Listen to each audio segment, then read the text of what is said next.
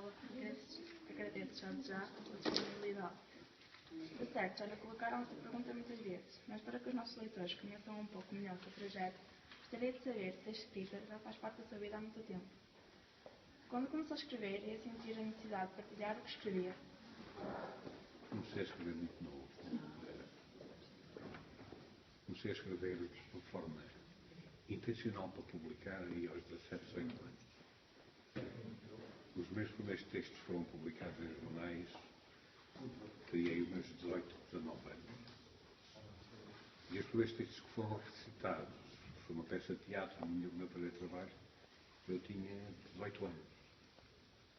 E desde novo, graças ao tal professor português que eu vos falei, que eu tinha essa intencionalidade de escrever, mas não uma intencionalidade que fosse de me transformar num escritor profissional, alguém ligado à escrita. Comecei com esses pequenos trabalhos, colaborações em jornais. A escrita, de uma forma muito séria, aparece na minha vida a partir dos 30 anos. Aí sim, como uma forma muito séria de viver e trabalhar. Como é que escreveu o seu primeiro livro? O meu primeiro livro é um livro de poemas que eu tirei da minha bibliografia, porque é um livro meio choroso e meio pueril. Devia ter 24 anos. Depois publiquei um ensaio sobre criminalidade em mulheres. Teria aí os meus 25, 26 anos. E depois publiquei um outro ensaio sobre crime, atividade criminosa. Já não me lembro bem da minha querida. A minha bibliografia é tão grande que não me lembro. Sei que tinha 30 anos quando saiu o meu primeiro romance. Chamava-se Bastardos.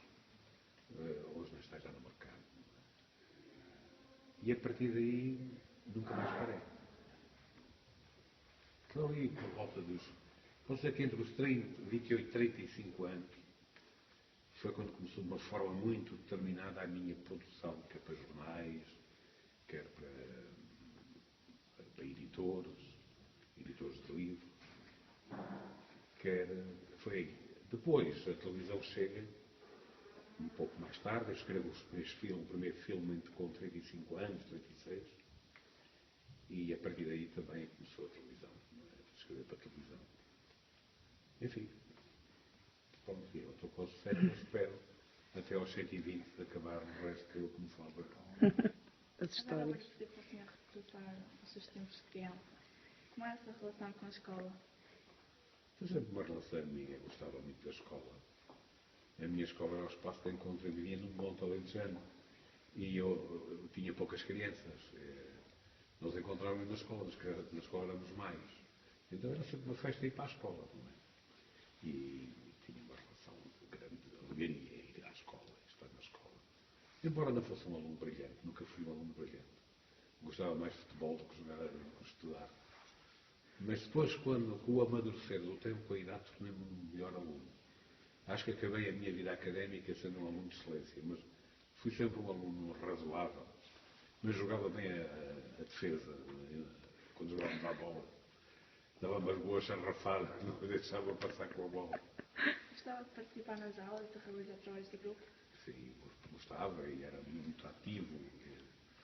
E já era muito inquieto na altura. E eu tinha colegas que eram muito inquietos e estudantes excelentes, que tiveram sob a paciência de me apoiar e de me acompanhar. Tínhamos uma bela equipa que ainda hoje felizmente nos encontramos, que é uma das coisas importantes que a escola faz, é construirmos as amizades que ficam para o resto da vida. E em relação aos trabalhos de casa, fazia-os sempre? Fazia, acho que os trabalhos de casa, os TPCs, não é? Sim. No meu tempo era o TPC, não. O TPC era um prolongamento daquilo que tínhamos que perceber. Fiz sempre, acho que fiz sempre. Nunca tive um conflito com os TPCs. Eu tinha mais conflitos com a professora de matemática que tinha que embirrava comigo porque não gostava que eu fosse mau aluno, mas era... Durante 2 anos não fui grande aluno na matemática. Eu não gostava dela e ela não gostava de mim. Mas pronto, depois passou também. Como já disse, o professor que influenciou para a escrita foi o professor português. foi o homem mais importante da minha vida. Para além do meu pai, claro. E agora voltando ao presente e olhando para o futuro, que reflexão gostaria de partilhar com os alunos da nossa escola? Dizer-lhes que é preciso aprender muito, conhecer muito, estudar muito. Dizer-lhes que vão viver um tempo muito difícil e que é preciso aprofundar e conhecer bem esta dimensão. Do conhecer não só científico, do conhecer dos afetos, do conhecer dos sabores, dos petiscos, do conhecer aquilo que dá sentido à nossa vida. Conhecer melhor, conhecer com mais atenção, ganhar esse espírito, essa fome de saber, que muitas vezes os alunos abandonam e se esquecem dela, ignoram-na. E depois, quando querem recuperar essa fome, já é tarde. Porque vieram outros com mais fome e passaram-nos à frente. E depois faltam os empregos, faltam as carreiras, faltam os casamentos, faltam muitas coisas. Muitas vezes porque nós não quisemos saber. E vale a pena não desistir de querer saber. Não é? E trabalhar sempre e resistir sempre. Uma pessoa ir para o desemprego, ou estar no desemprego, não quer dizer que esteja morto. Quer dizer resistir, não. Já tive momentos de estar desempregado. E sei como é duro, mas temos que resistir. Temos que procurar, temos que fazer os possíveis para não desistir. E isso queria também transmitir aos jovens. Hoje é muito difícil arranjar emprego. E não quer dizer isto como diz o secretário de Estado, ou disse esse Palermo. Mas o que é verdade é que os meus filhos são imigrantes. São a mais importante empresa portuguesa de robótica pesada. É uma das mais prestigiadas empresas dos meus filhos. É a única que existe em Portugal.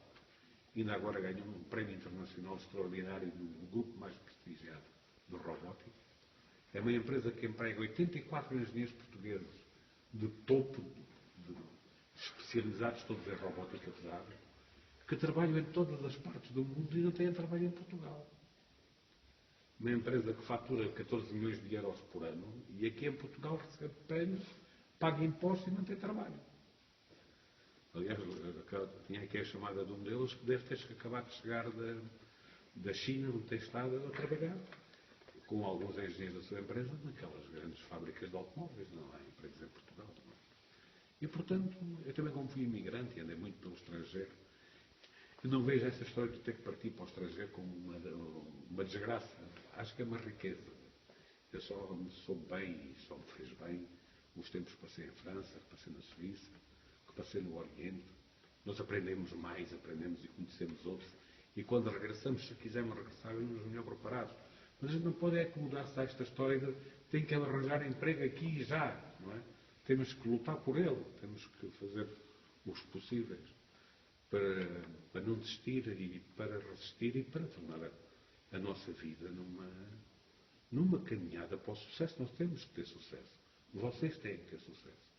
E curiosamente nunca teve tanto nas vossas mãos ter sucesso como agora.